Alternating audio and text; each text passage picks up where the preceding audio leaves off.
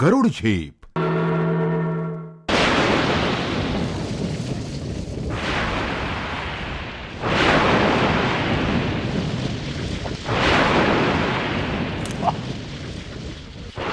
मुघलांचा तोफखाना पुरंदरवरती आग ओकतोय.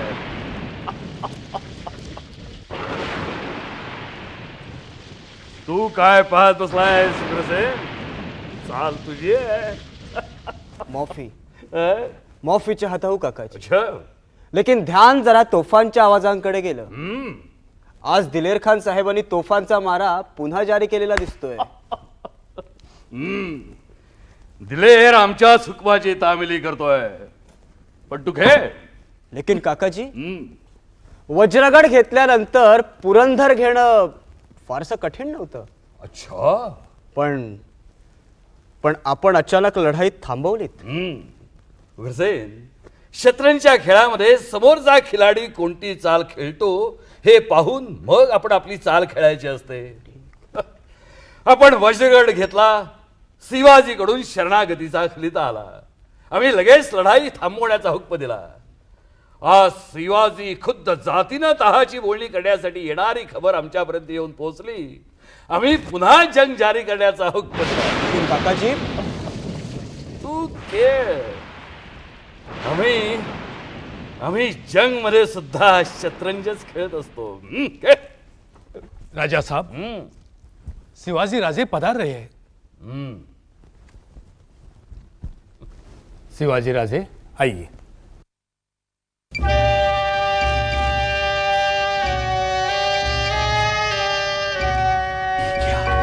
ये क्या राजा साहब?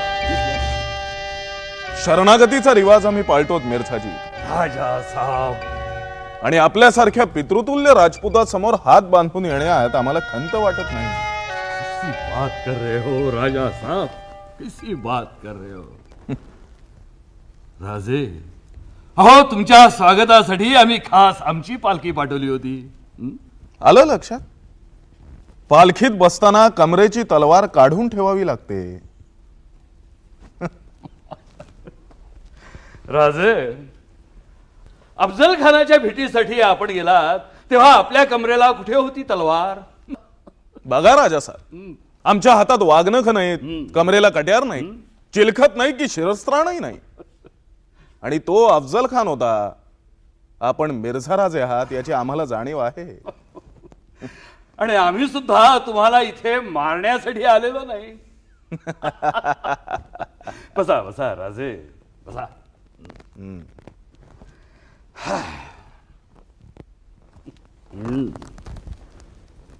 राजे, आपण संपूर्ण निशस्त्र होऊन आलात ये बात ठीक होईल.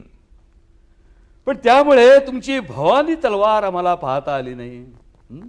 मिर्झाजी, प्रसंगी शस्त्र देखील शमीच्या झाडावर ठेवावी लागतात. अच्छा, क्या बात है राजा साहब, क्या बात है. आपल्या जबाबाला तोड नाही. पण आपल्या भवानी तलवारीची आम्ही फार भीती बाळगून होतो. भीती? राजे, आपण आम्हाला लिहिलेलं पत्र आपण विसरलेले दिसता. त्या पत्रामध्ये आपण लिहिलं होतं, माझ्या भूमीचं रक्षण करायला माझी भवानी तलवार समर्थ आहे. जोपर्यंत ती म्याना बाहेर पडत नाही तोपर्यंतच तुमच्या या वल्गलांना अर्थ आहे. पत्र तुम्हीच लिहिलं होतं ना राजे? राजे, दर्या खोऱ्यात लुटमार करीत 2-4 गावं आणि 5-6 गड हस्तगत करून कधी राज्य होत नसतं. शाही तख्त उत्तरेच्या माळावरती विराजमान झालाय. त्याच्या कक्षा सागरापासून हिमालयापर्यंत पसरलेल्या आहेत. असल्या विराट सत्तेला हे असलं आव्हान शोभत नाही राजे. राजे, या मिर्झानं कधीही वल्गना केल्या नाही. कल्पनांचे घोडे कधी नाचवले नाहीत. आमच्या घोड्यांच्या टापाखाली तुमच्या मुलखाची कशी धुळदाड उडतीये आणि आमच्या तोफखान्याच्या आगीमुळे तुमच्या तटाला कशी खिंडारं पडतायत ते पहा पहा राजे, पहा.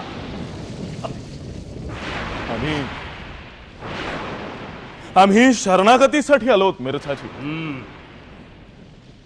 आपण कराल तो अपमान आम्हाला सहन केलाच पाहिजे. नाही नाही नाही नाही राजा साहेब, नाही. राजे राजे आम्ही राजपूत आहोत. शरणागताचा आम्ही कधीही अपमान करीत नाही. उलट उलट आम्ही त्यांना सन्मानाने वागवतो.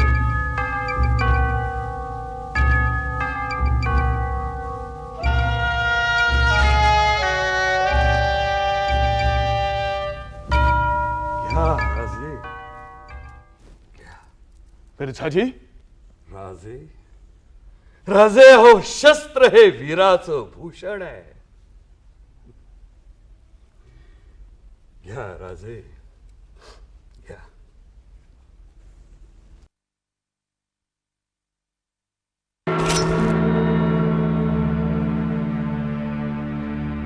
राजे राजे हे साधं शस्त्र नाही.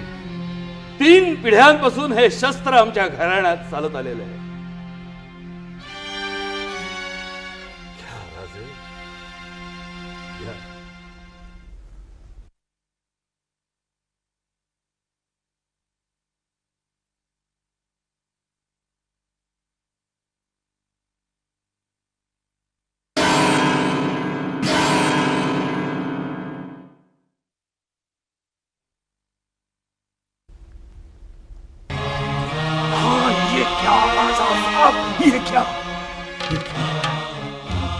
आपण तलवार उघडी करून दिलीत मिर्झाजी. तिला रक्त दिल्याशिवाय ती पुन्हा म्यान कशी करणार?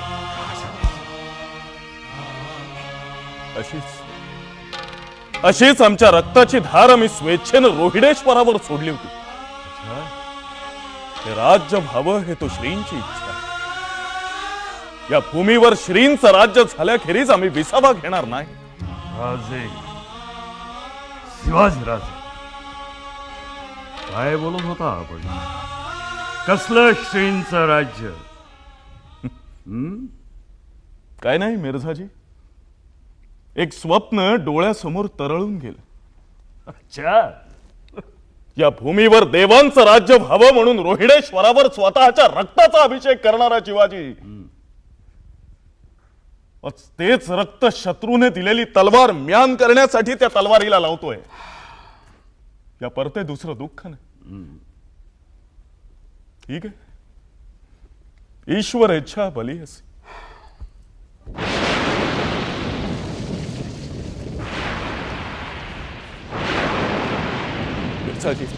मिर्झाजी, आम्ही शरणागतीसाठी आलो. आता हा पुरंदरचा वेढा थांबवा. तह झाला की आपोआप थांबेल. मिर्झाजी, माझी प्राण मोलाची माणसं आत होरपळताय. मी तुम्हाला पुरंदर दिला. दिला?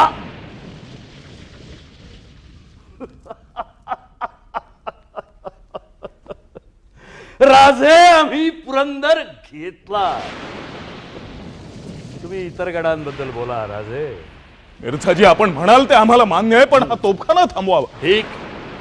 उग्रसेन, हुकुम राजाजी. दिलेर खाना जाऊन सांगा तोफखाना बंद करा.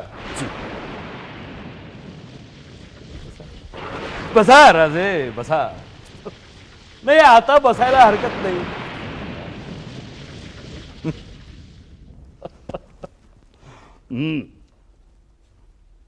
राजाला कोंडीत पकडलेला दिसतोय. नाही नाही नाही राजा साहेब, राजा पुरता गारद झाल्याशिवाय खेळ संपत नसतो. राजे, तुम्हालाही शतरंज खेळण्याचा शौक आहे असं मी ऐकतो. खेळतो, विरंगुळा म्हणून केव्हा तरी खेळतो. मग चला, हा डाव आपण दोघे मिळून पुरा करू.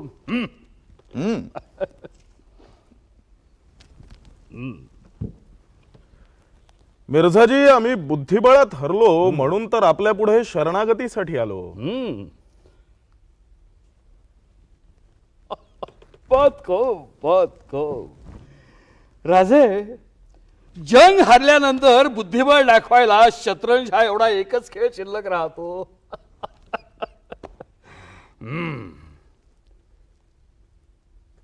जय कलिंगजी.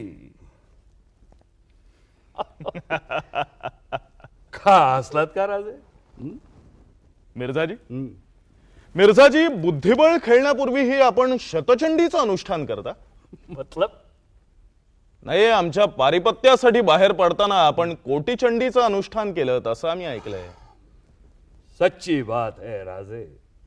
राजे, आम्ही भगवान एकलिंगजीचे भक्त, त्या शक्तीचे कडवे उपासक. त्या शक्तीचं पाठबळ घेतल्याकरीच आम्ही कोणतंही मोठं काम हाती घेत नाही. त्याच हसू आलं मिर्झाजी. हसू आलं? मिर्झाजी, आपण दोघेही शिवभक्त, शक्ती उपासक, म्हणत शत्रू म्हणून एकमेकांसमोर उभे आहोत. मिर्झाजी, ज्या एका निष्ठेनं आपण स्नेही आणि जोडीदार बनायचं, तीच निष्ठा एकमेकांसमोर शत्रू म्हणून उभी ठाकते ह्याचं असू आलं. मतलब साफ आहे मिर्झाजी. आपल्यासारख्या राजपुतांच्या बळावरच तो औरंगजेब दिल्ली तख्तावर बसलाय. त्याऐवजी आपणच त्या तख्ताचे धनी झाला असतात. मिर्झाजी, आपण सम्राट बनला असतात तर या दक्षिणेत उतरण्याची आपल्यावर वेळच आली नसती. मी स्वतःच्या पावलानं दिल्ली जवळ केली असती. माझ्या हृदयाची मखमल मी आपल्या पावलांखाली अंथरली असती आणि आपला जन्मोजन्मीचा गुलाम झालो असतो. मिर्झाजी, आमच्या श्रींच्या राज्याचं स्वप्न साकारलेलं पाहण्यात आम्ही आपल्या जीवनाची कृतार्थता मानली असते. मिर्झाजी, अजूनही विचार करा. ज्यांच्या सेवेत आपला देव, देश, धर्म काहीच सुरक्षित नाही, अशांवरच्या निष्ठेला कधी अर्थ प्राप्त होतो? मिर्झाजी, अजूनही वेळ गेलेली नाही. या क्षणी जर राजपूत आणि मराठे एक झाले तर परकीयांचा हा पट गुंडाळ्याला किती सबक लागणार. पाबंदी रखो राजे, जुबा पे पाबंदी रखो. अलमगिराच्या मुक्त्यारीची छावणी आहे ही. या मिर्झावर सत्ता फक्त त्या बादशहाची. हा मिर्झा फक्त त्याचा बंदा आहे. पण मिर्झाजी, एकलिंगजी, खामोश! एक शब्दही बोलू नका. देखो राजे, राजे, तुम्ही शरणागतीसाठी आला, त्याची भूल पडू देऊ नका. हे असले डावपेच खेळण्यापेक्षा तुमच्या ललाटी कोणता डाव मांडला गेलाय तो आधी नीट ऐका. ऐका राजे, तहाच्या अटी ऐका. मिर्झाजी, आपण ज्या अटी घालाल त्या आम्हाला हितकारकच असतील. तहाच्या अटी हितकारकच आहेत, पण त्या तुम्हाला नाही, आलमगिराला. तुमच्या 62 गडांपैकी फक्त 12 गड तुमच्या हाती राहतील. मिर्झाजी, आम्ही दाखवू ते. उरलेला मुलूक बादशहाचा. तुमच्या खर्चासाठी तुम्हाला 1 लाख होनांचा मुलूक मिळेल. पण मिर्झाजी, माझी 40,000ची फौज, ती मी कशी पोचणार? राजे, राजे, अहो, आता एवढ्या मोठ्या फौजेची तुम्हाला गरजच काय? नाही तरी सुद्धा आम्ही आता हा आपला तह झाला म्हणजे आदिलशाहीवर आणि कुतुबशाहीवर चाल करून जाणार आहोत. त्यावेळी तुमची फौज घेऊन आमच्या बाजूनी लढा. तनख्याची व्यवस्था केली जाईल. मेहरबानी मिर्झाजी, आपकी मेहरबानी. मेहरबानी तर खरीच. तुमच्या आजवरच्या अपराधांकडे पाहता ही मेहरबानीच समजली पाहिजे. राजे, राजे, तुम्ही भाग्यवान आहात म्हणून आम्ही तुम्हाला जिवंत राहण्याची मुभा देतोय. राजे, राजे, आपल्या युवराजांचं वय काय?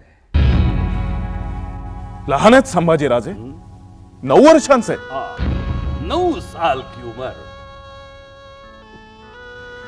नाही, पण 9 वर्षांची उमर म्हणजे तितके लहान नाहीत तुमचे युवराज. राजे, आता तहाची शेवटची अट ऐका. जोपर्यंत तह पाळला जात नाही तोपर्यंत तुमचे युवराज आमच्याकडे ओलीस म्हणून राहतील. मिर्झाजी, चिंता करू नका राजे. जोपर्यंत तह पाळला जातोय तोपर्यंत तुमचे युवराज आमच्या पुत्रा इतकेच आमच्याकडे सुरक्षित राहतील. हा एका राजपुताचा शब्द आहे.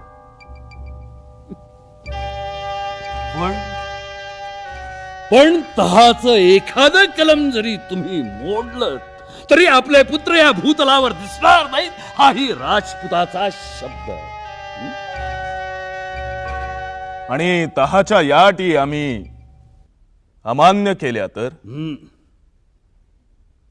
तहाच्या अटी अमान्य केल्या तर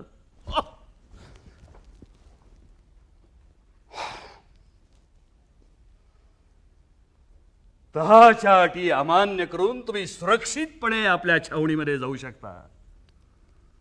राजे, एक गोष्ट लक्षात ठेवा, हा मिर्झा फक्त संधी एकदाच देतो. तुम्ही पुन्हा तहासाठी आमच्या या छावणीमध्ये येणार नाही. शांतपणे विचार करा राजे, शांतपणे विचार करा. येतो आम्ही. जय कलिंगजी.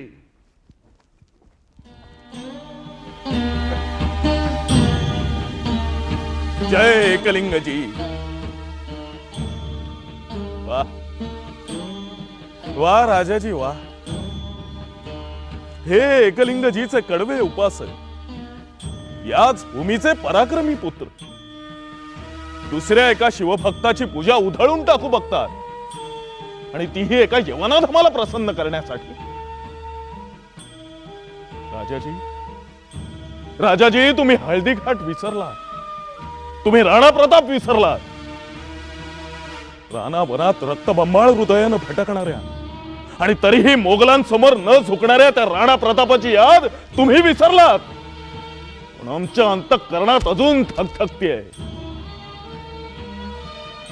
मिर्झाजी, मिर्झाजी, या मोगलांच्या चाकरीत आज ना उद्या तुमचा भ्रमनिरास होणार हे तर अटळच आहे. पण तो दिवस उजाडेल त्यावेळी वेळ टळून गेलेली असेल. त्या क्षणी कोटीचंडीचं अनुष्ठानही तुम्हाला वाचवू शकणार नाही. आई जगदंबे, आई जगदंबे, तू या शिवाजीची सत्व परीक्षा तर पाहत नाहीस. या क्षणी सर्वस्वाचं उदक गनिमाच्या हातावर सोडून वनवास पत्करणंच आमच्या भाळी लिहिलं असेल तर आम्ही तसंही करू. आम्ही तसंही करू, पण उद्याची वाट पहा. त्या उद्यासाठी, वनवास संपण्यासाठी, दुप्पट द्वेषानं उसळून उठण्यासाठी. आई जगदंबे, आई जगदंबे, तेवढं बळ दे. हे राज्य व्हावं हे तो श्रींची इच्छा आहे. ती इच्छा पूर्ण करणं हा आमचा ध्यास आहे, तोच आमचा श्वास आहे. जगदंबे, जगदंबे.